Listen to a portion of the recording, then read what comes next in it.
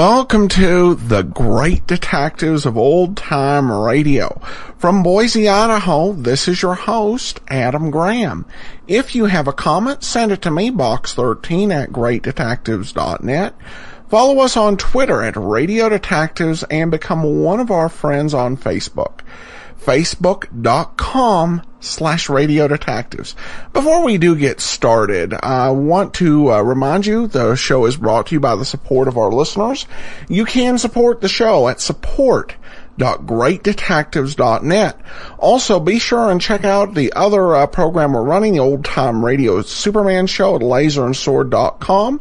And you can review our entire series of The War at otrdetectives.com/The War. Well, now it's time for Easy Money. This is the 7th episode of the series. Original air date November 14th of 1954. And the title is Galloping Ivories. The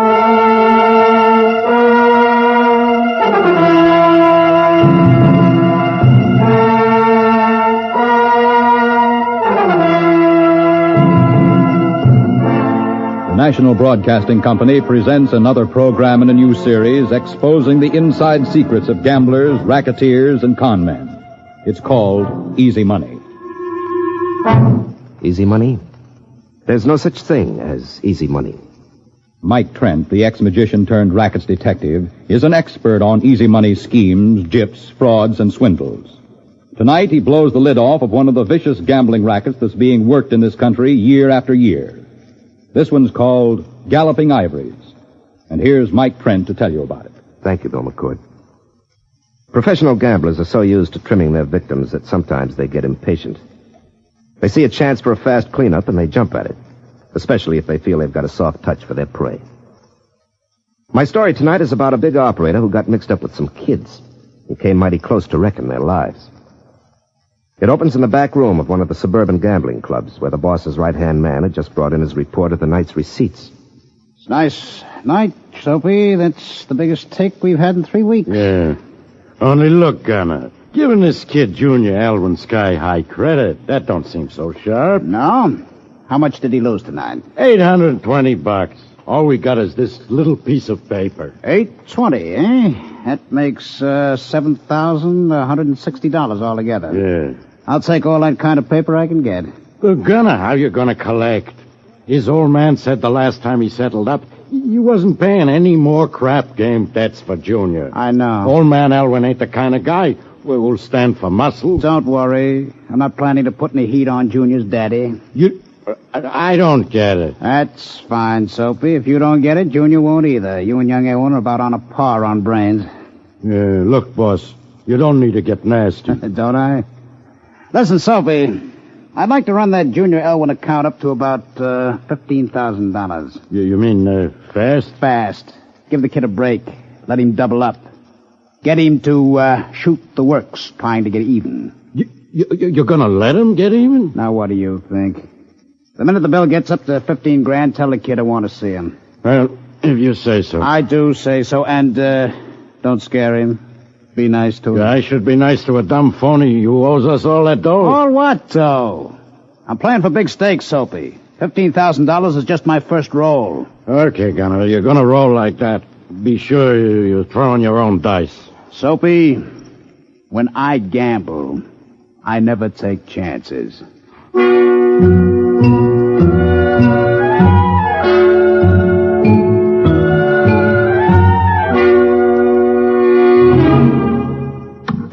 Well, Mr. Elwyn, I haven't seen you for a long time, haven't you? Huh? Thanks.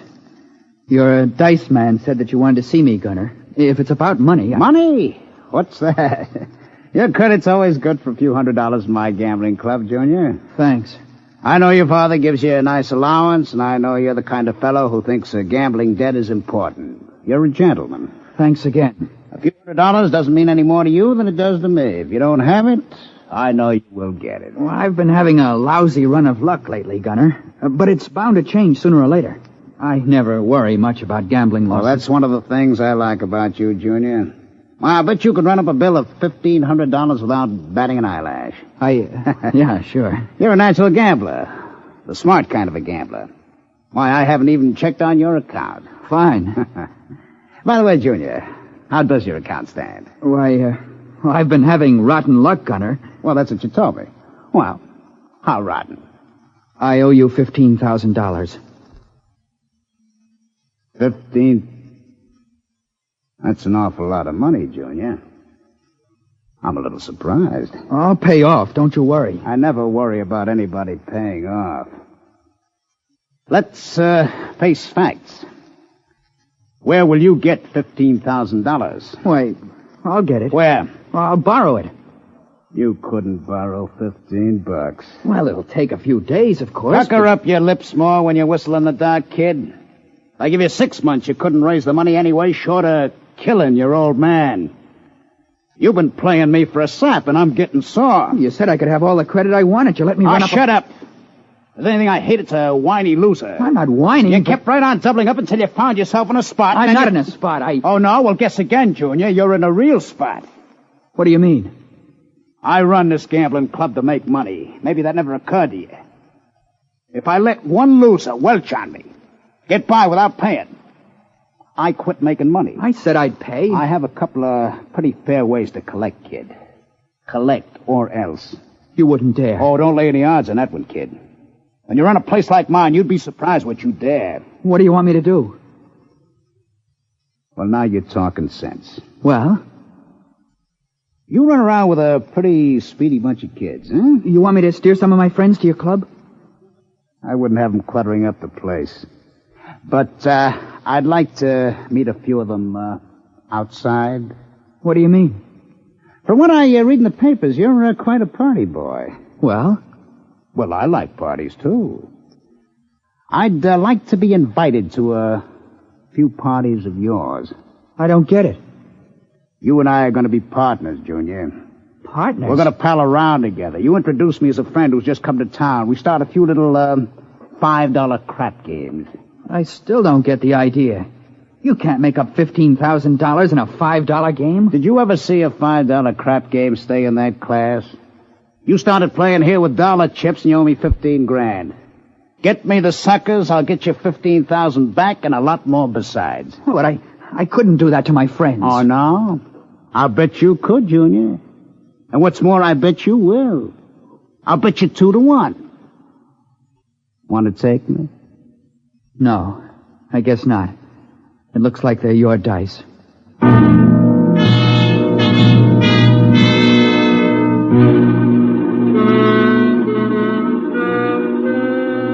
Gunner Gorman was the life of your party, huh? That's the funny part of it, Mr. Trent. He was. Everybody liked him. And he didn't even suggest the crap game. I suppose you did. Well, yes, when he gave me the high sign. And I'll bet Gunner Gorman was lucky, wasn't he? Well, not at first. Oh, no. Not while you were shooting for $5 a roll. I suppose not. The game couldn't have been crooked, Mr. Trent. They were my dice. But Gorman knows something about the game I don't know. How much did he win? $5,000. He said it cut my loss to $12,500 because we're partners and I get credit for $2,500. He's giving your friends a chance to get their money back, of course. Oh, yes.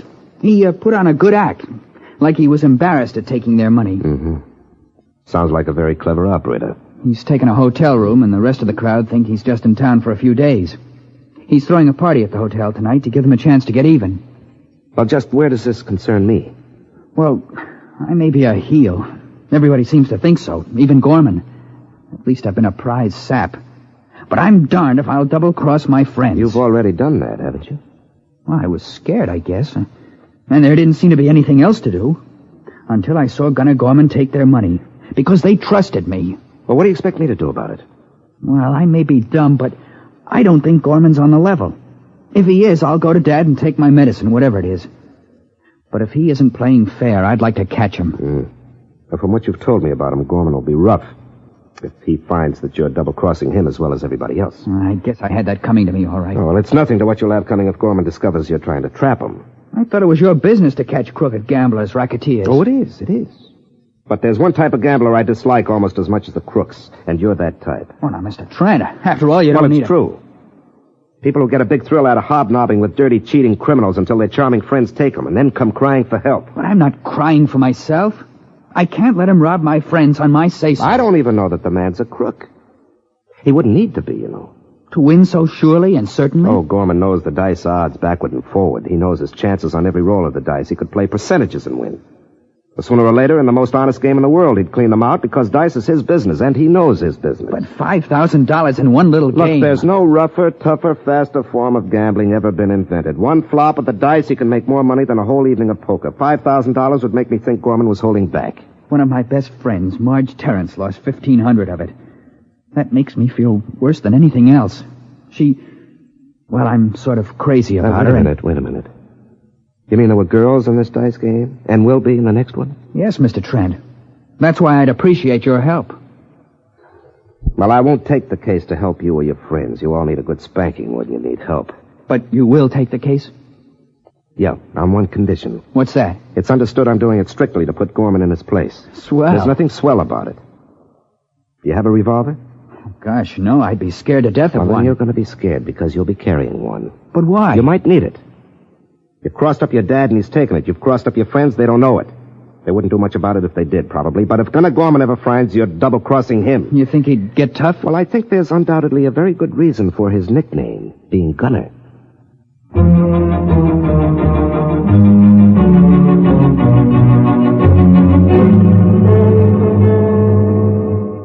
I don't know why you're feeling so big about winning $5,000 at a party. The joint does better than that most any night. Well, you're going to meet some nice people at the party, Soapy. Me? Hey, listen, Gunner. Why, hadn't I told you, Soapy?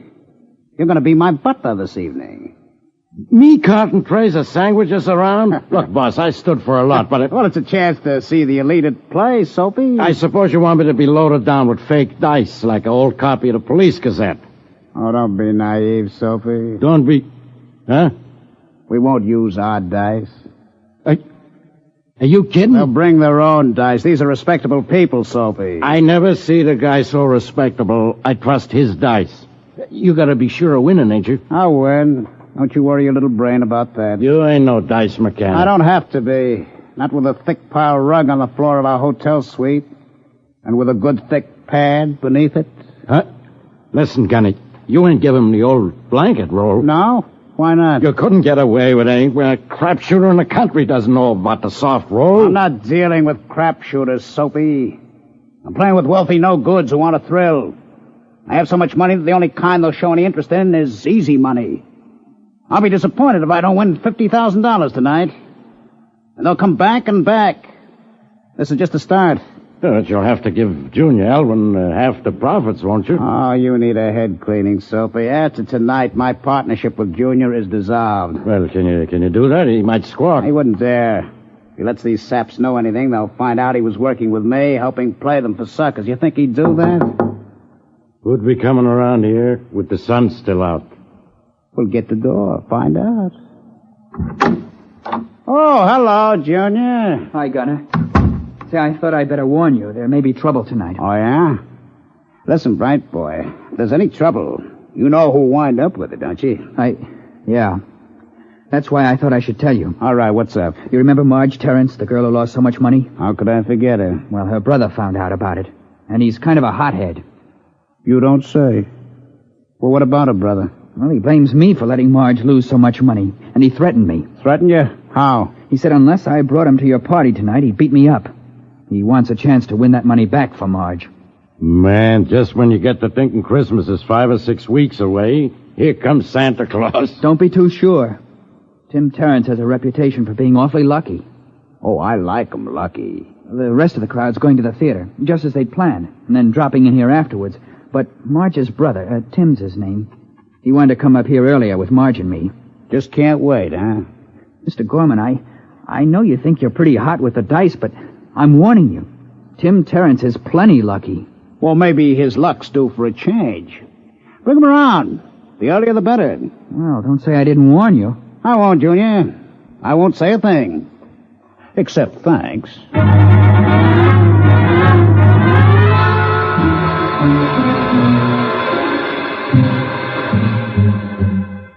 Oh, Mr. Gorman, I think your butler or valet or whatever he is a character. Where in the world did you ever find him? I picked him up in a rough and rugged gambling joint, Miss Terrence. He's a real authentic type. And such a wonderful name. Soapy. All right, cut it out, Marge. I haven't met Mr. Gorman yet. Oh, pardon me. This is Marge's brother, Gunner. Tim Terrence. Howdy do. You folks are a little early. Yeah. Yeah, Marge told me how you took her money last night. Well, she didn't have very good luck. You sure it was luck?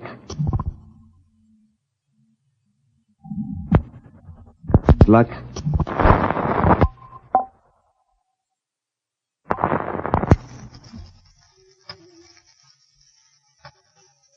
Timmy, be nice now. I don't like cracks like that, Terrence. Well, I don't like having my sister Marge lose $1,500 either. Oh, Tim, be yourself. I can afford it. She doesn't know a thing about the game. Shooting craps with her is like taking pennies out of a baby's piggy bank. Look, Terrence, I didn't ask her into the game. The game wasn't even my idea. She lost. The money doesn't mean anything to me. I'm giving her every chance in the world to get it back.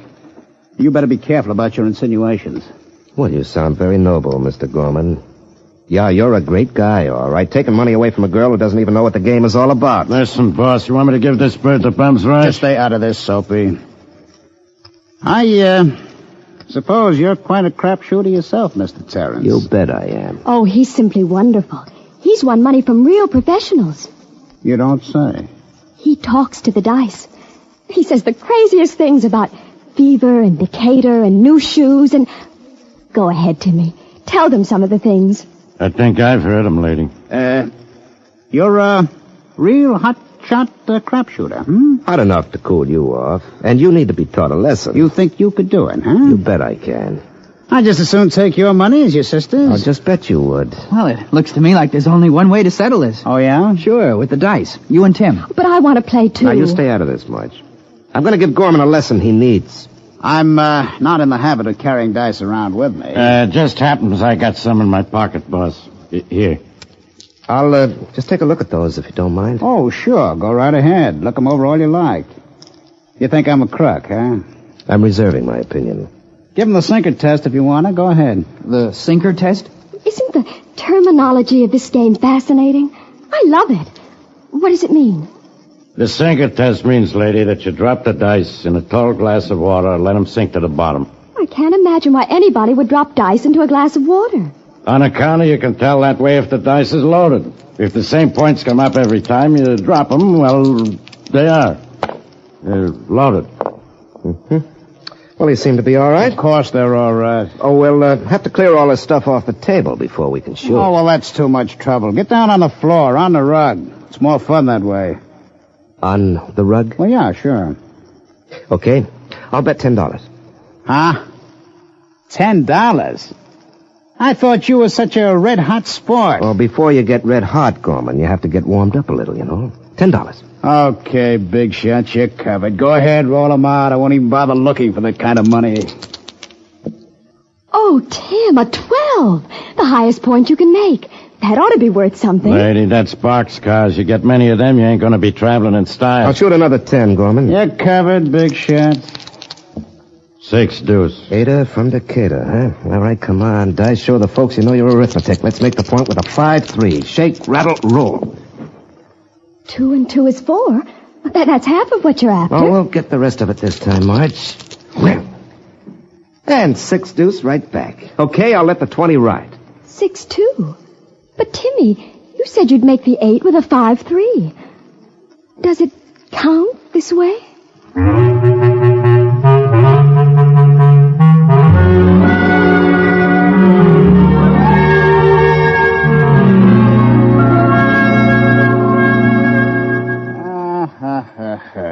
I thought you wanted to get your sister's $1,500 back. We've been going half an hour, and I'm $70 ahead. This way we'll shoot all night, and nobody will get anywhere. Well, the dice haven't gotten hot for me yet, I can tell. Yeah, well, I'm tired of this penny ante stuff. Maybe your sister's ready to shoot for some real money. Why, sure. Now, you keep out of this, Marge. You're not going to win her money back for her this way. Your sister makes you look like a piker.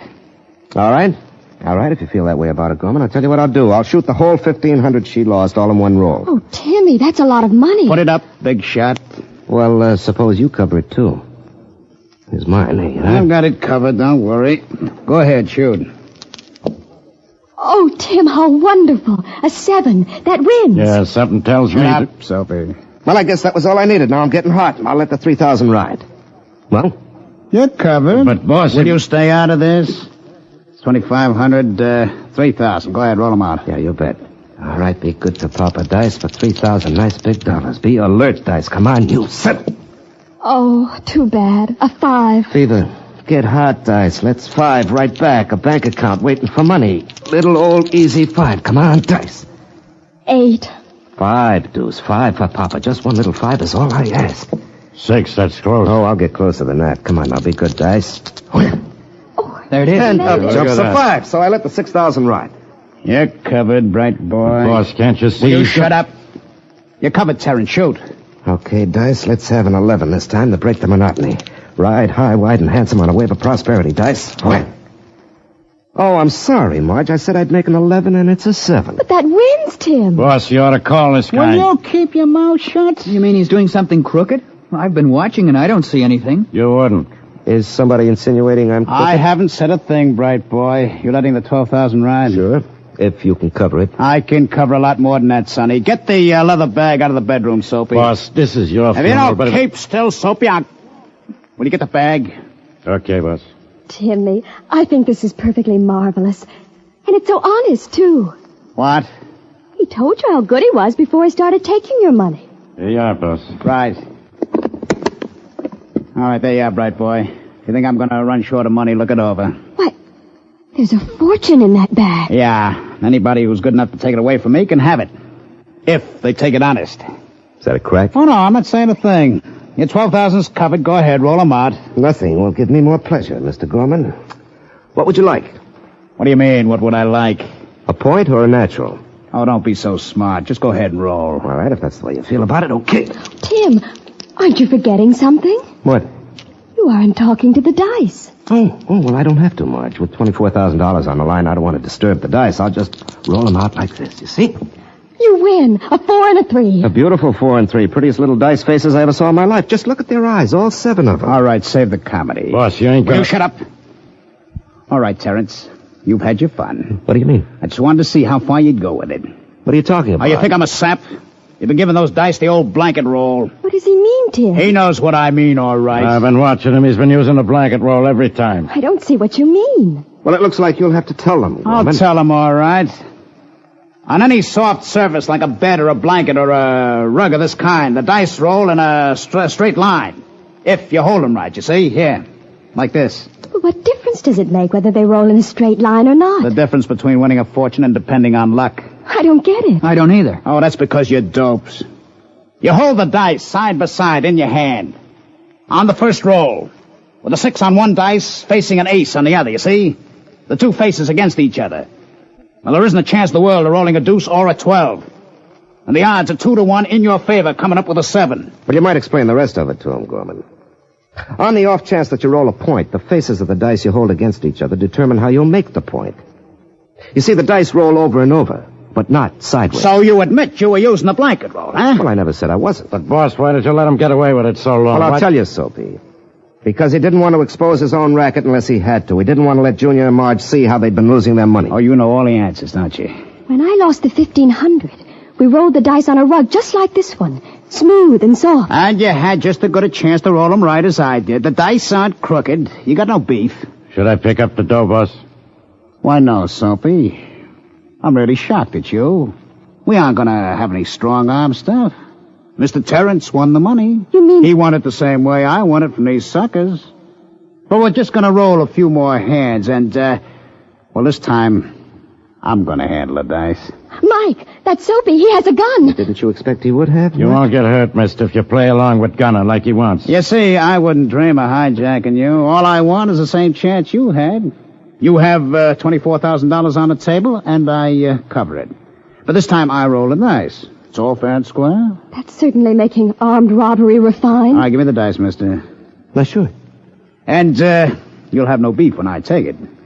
6 and an ace facing each other, the same way you held them. Any complaints? Oh, no. Not a complaint in the world. For $24,000. I could roll naturals all day. Well, aren't you even going to shake Oh, them? why bother? You and I both know how it works. I'll just give him a nice, gentle roll. He rolled boxcars. 12. Hey, what's going on here? Well, I don't know, Gorman. They're your dice. Want to shoot again? You're losing your grip, boss. Keep still. Just take care of that gun. Would you like to shoot again? Just a minute. I'm going to give these dice a few rolls here. Well, another 12. And another one. I ain't seen so many boxcars since I was riding the rods. What have you done to these dice?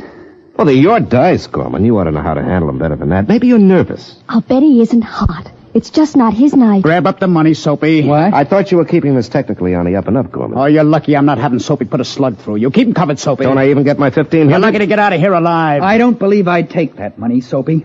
Because the minute your fingers touch it, I shoot Gorman. I've got him covered. You Yes, Soapy. You want to risk a lot of trouble, Soapy, go right ahead and pick up the money. You see, Junior wouldn't have to worry. He has plenty of witnesses. But, you'd be in a slight jam, I imagine, if there were any fireworks. Give it to the kid, Soapy. That's a pretty funny bluff, Gorman. I've never seen a crooked gambler yet who'd risk gunplay. You heard me, Soapy. What, do you think Soapy's going to risk going to the chair to save your money? You heard me, Soapy. I'm sorry, boss. The guy's right. What? Boss, I've just resigned. Here, mister, you take the gun. I don't want it. Thank you, Soapy. You're showing excellent judgment. You little rat, I ought to... You ought to stay in your own backyard. That's what you ought to do. Well, so long, folks. See you at the Junior League. You come back here, you dirty... Gorman. You're a ladies' prison. No rough talk. I'll rough talk you when I get out of here. And as for you, Elwin, you dirty double-crosser... Look who's talking. Marge, frisk him for weapons while I'm folding and stacking this money, would you? Oh, wonderful. Mr. Trent, you're a character. Honestly. He's a lousy... Tut. Junior, how much money do you suppose you've lost to Gorman, roughly? About $20,000 altogether. But it was on a regular dice table. Sure, with 6 ace flats. Huh? A dice loaded so you're bound to end up loser even if you win a little once in a while. Percentage dice. You know all the answers, don't you? Yes, I think so. He isn't carrying any guns, Mike. Mike. You called him that once before. Sure. Mike Trent. Maybe you've heard of him. Oh. Yeah. I'll get you for this, Elwin. If You're it's not going to an get accident. anybody, Gorman. You can't make a beef without exposing your own crookedness, and if I were you, I'd see that nothing happens to Junior. What do you mean? I mean, I'm making a full report of this game to the police. From now on, they'll be watching you all the time. You're shoving me right out of town. That's right. Any complaints? Look, all those boxcars I rolled, I don't see Oh, yet. that. Well, you see, I had some Adhero fluid in a sponge pinned inside my coat. You see? Adhero fluid. What are you talking about? Oh, you should keep up on new developments, Gorman. It's a fluid to load dice while the game's in progress. What? Yes, it's a clear plastic fluid that hardens when it comes in contact with celluloid. I gave the aces on those dice a good heavy coat of it while you were telling me you were going to take over. I didn't see you. Well, all I had to do was get the fluid on my fingers, Marge, and rub my fingers over the aces. The dice were so loaded that when Gorman took them up, they'd turn, even on a soft, padded surface. You're the dirtiest crook I ever ran Oh, no, across. not a dirty crook, Gorman. An honest crook. Here's your 20,000, Junior, and your 1,500, Marge. Oh, and, here's another 3,500 to cover what your other friends lost, Junior. Gee, thanks. But, what do I owe you for your work, Mr. Trent? Not a cent, Junior. Somehow or other, I seem to have done all right.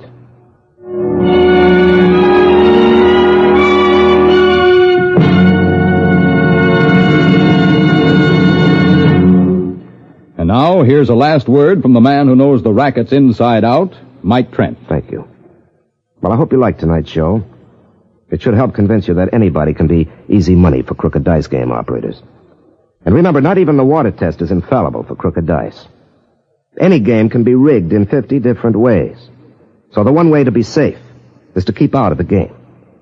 This is Mike Trent signing off with the thought that you can never stay even with the game when the odds are always against you. Remember, there's no such thing as easy money.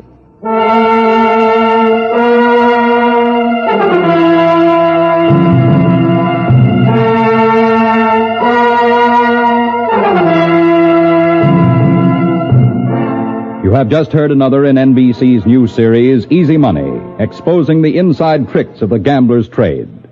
Be sure to listen again next week when Mike Trent shows how it's possible for you to be gypped on what may look like a perfectly respectable raffle. It's called The Lottery Racket. Featured in tonight's cast were Larry Haynes as Mike Trent, with Wendy Drew, Peter Fernandez, Ralph Bell, and Maurice Tarplin. Script by George B. Anderson. Easy Money is produced and directed for Air Shows Incorporated by Blair Walliser.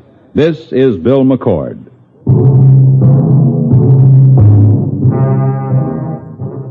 Join your favorite couple, Fibber McGee and Molly, tonight on the NBC Radio Network.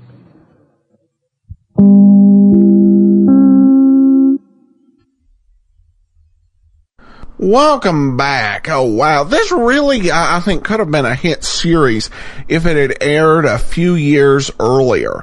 I love this, the way that they work this educational element in to a story in a way that's interesting. That really gets you interested in the game and curious about what's going on. And doubtless, while there have been some enhancements or improvements, there are probably some gamblers out there using the same tricks shown in today's program. So this was definitely enjoyable.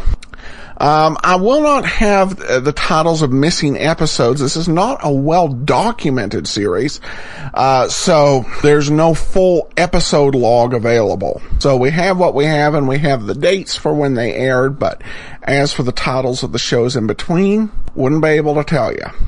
That will actually do it for today. We'll be back tomorrow with the Adventures of Philip Marlowe, and then join us back here on Tuesday for another episode of Easy Money. In the meanwhile, send your comments to box13@greatdetectives.net. Follow us on Twitter, Radio Detectives, and become one of our friends on Facebook, facebook.com/Radio Detectives. From Boise, Idaho, this is your host, Adam Graham, signing off.